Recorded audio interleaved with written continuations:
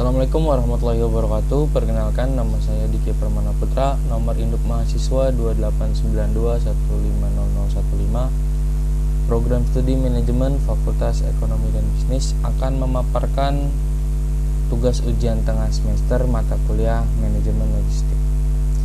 Definisi logistik. Logistik dalam definisi lama adalah merupakan cabang ilmu militer yang berkaitan dengan pengadaan, pemeliharaan, dan pengangkutan material, personil, dan fasilitasnya. Yang diperlukan definisi ini terkait erat dengan kepentingan militer, namun jika dipandang dari tujuan bisnis memiliki arti yang berbeda.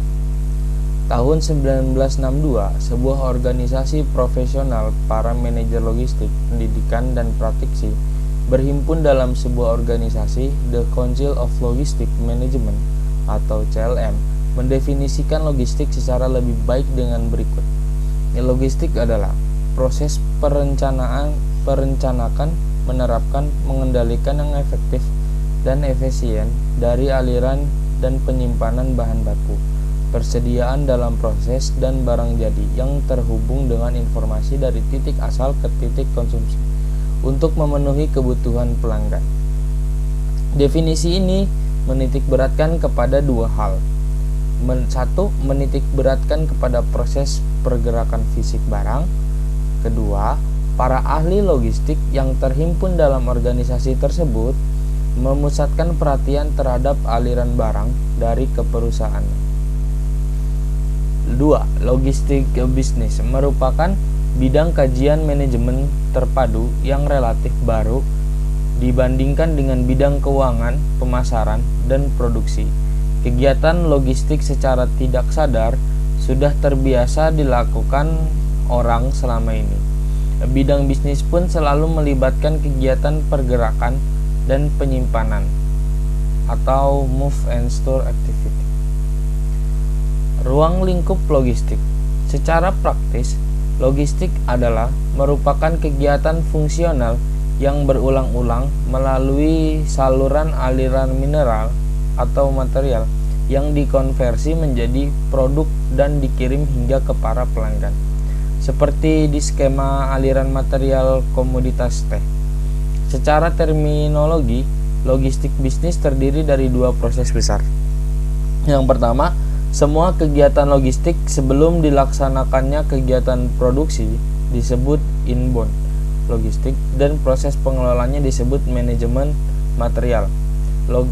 Setelah kegiatan produksi disebut outbound logistik, sedangkan proses pengelolaannya disebut manajemen distribusi fisik. Jadi, inbound dan outbound logistik pada prinsipnya memiliki kesamaan, kecuali pada kegiatan inbound terdapat kegiatan akuisisi, yaitu kegiatan tentang proses pembelian bahan baku. Sedangkan pada outbound dinyatakan sebagai kegiatan jadwal produksi. Perbedaan yang prinsip hanyalah objek yang ditangani, di mana inbound yang ditangani adalah bahan baku dari bahan lainnya, sedangkan outbound adalah barang jadi. Ada dua kelompok kegiatan penting dalam logistik bisnis. Satu, kegiatan kunci. Dua, kegiatan pendukung. Aktivitas kunci terdiri dari 4. Yang pertama, standar pelayanan dilakukan dengan cara kerjasama dengan bagian pemasaran untuk menetapkan 3 hal. 3 hal itu yang pertama, keinginan dan keperluan pelanggan untuk pelayanan logistik. Terus kedua, merespon pelanggan untuk dilayani. Ketiga, tingkat pelayanan kepada pelanggan. Terus selanjutnya ada transportasi. Memilih moda dan pelayanan transport, konsolidasi angkutan, rute angkutan, jadwal kendaraan, pemilihan perlengkapan atau moda. Selanjutnya ada pemrosesan keluhan, kemudian ada audit tarif angkutan. Yang ketiga ada manajemen persediaan, kebijakan penyimpanan bahan baku dan barang jadi, peramalan penjualan jangka pendek. Terus ada bauran produk pada titik simpan, jumlah, ukuran, dan lokasi titik simpan. Terus yang terakhir ada just in time, strategi dorong dan tarik. Kemudian pemrosesan pemesanan. Yang pertama ada prosedur interface antara penjualan dengan persediaan. kemudian ada metode penyampaian informasi pesanan, terus aturan pemesanan. Kemudian kegiatan pendukung. Yang pertama ada pergudangan yang menentukan luas dan volume gudang, tata letak stok, konfigurasi gudang, kemudian penempatan stok. Selanjutnya ada penanganan material, terdiri dari pemilihan perlengkapan, kebijakan pergantian perlengkapan, prosedur order picking, kemudian penyimpanan stok. Terus ada juga pemilihan sumber pasokan, menentukan saat pembelian, jumlah pembelian. Terus yang keempat ada kemasan pelindung.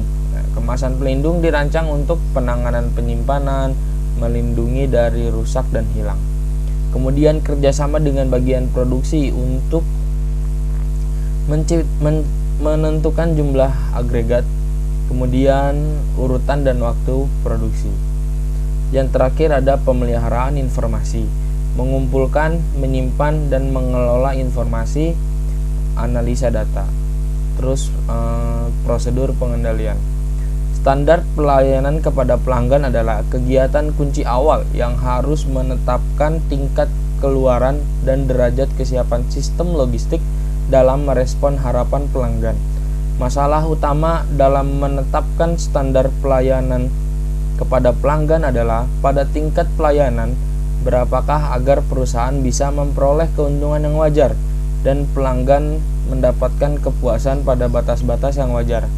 Transportasi dan persediaan adalah kegiatan kunci penting karena bisa menyerap ongkos logistik yang besar.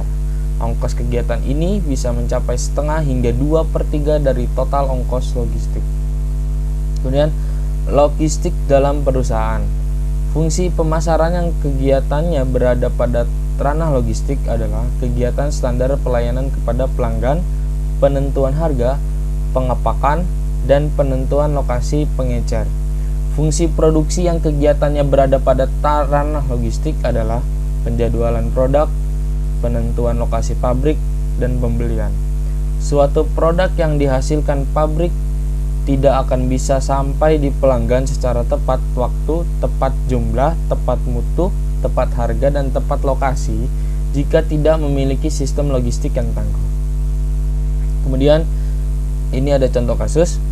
Proses produksi sepatu dimulai dari pengolahan bahan mentah seperti karet, tali, benang, dan lem dari berbagai lokasi, lalu dikirimkan ke pabrik sepatu.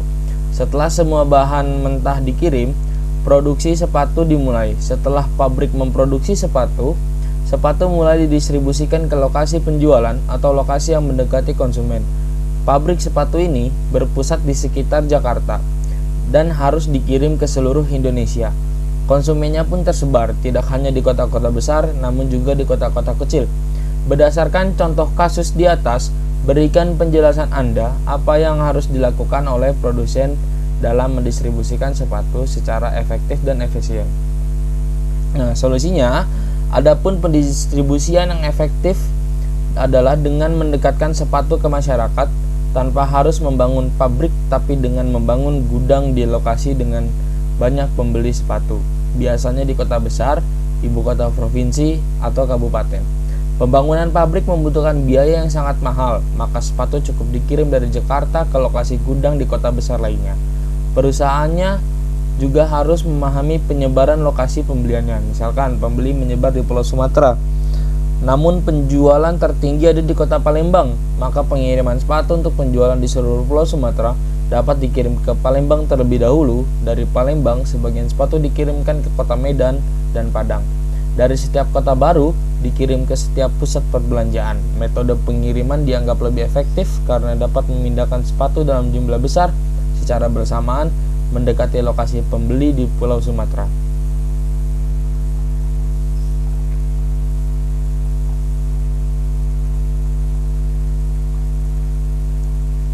Oke, baik. Kesimpulan dari manajemen logistik yang disampaikan, manajemen logistik yang berkembang menjadi manajemen rantai pasok, supply chain management atau SCM, adalah suatu proses mencakup perencanaan atau plan, sumber input source yang bahan mentah dari pemasok, transformasi bahan mentah menjadi barang jadi, make dan transportasi, distribusi, pergudangan, deliver, sistem informasi, duan, penyebaran barang sampai barang dikonsumsi oleh konsumen. Dan pada akhirnya adalah layanan pengembalian produk atau barang return. Proses return mencakup kegiatan daur ulang, pengembalian barang rusak atau penggantian barang rusak dengan yang baru. Pada umumnya, barang-barang yang diperlukan setiap orang tidak selamanya berada pada tempat yang sama atau antara lokasi kegiatan produksi dengan domisili orang yang memerlukannya berada pada tempat yang berbeda atau tidak mudah mengakses barang tersebut. Keterbatasan sistem pergerakan dan penyimpanan pada umumnya menghambat orang untuk menghubungkan sumber produksi dengan komunitas konsumsi. Bahkan di beberapa daerah, konsumsi dan produksi berlangsung di wilayah geografis yang terbatas.